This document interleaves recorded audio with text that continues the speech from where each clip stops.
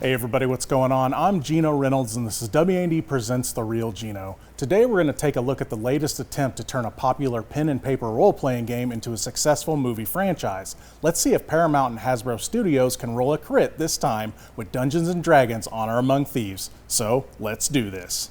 Alright, thumbs up. Ready, guys? Let's do this. Leroy! Here's the thing. We're a team of thieves. And when you do this, you're bound to make enemies. Sometimes those enemies come looking for revenge.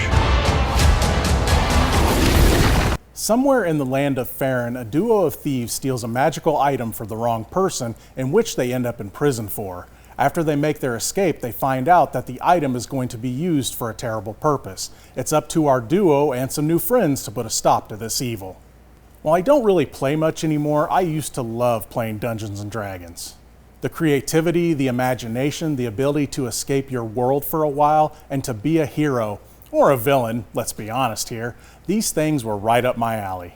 My hope for this movie was to see a true, really great attempt at this franchise. Then I saw the trailer. At first, I didn't know what to think, but then I thought, you know what? This might actually work. Was I going to get something like the Heroes of the Lance? No.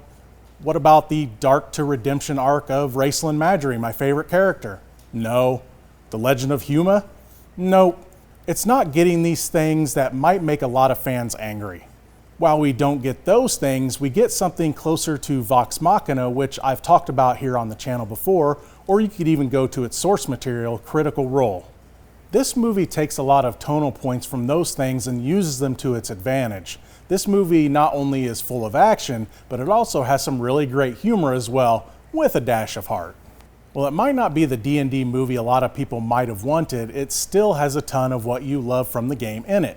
The movie takes place in Faerun, or the Forgotten Realms as it's commonly known. The map they show you at the beginning of the movie shows us places our main party might go to in later movies. There's even some name drops like Elminster, who if he shows up, it would be hilarious if he was played by Sir Ian McKellen.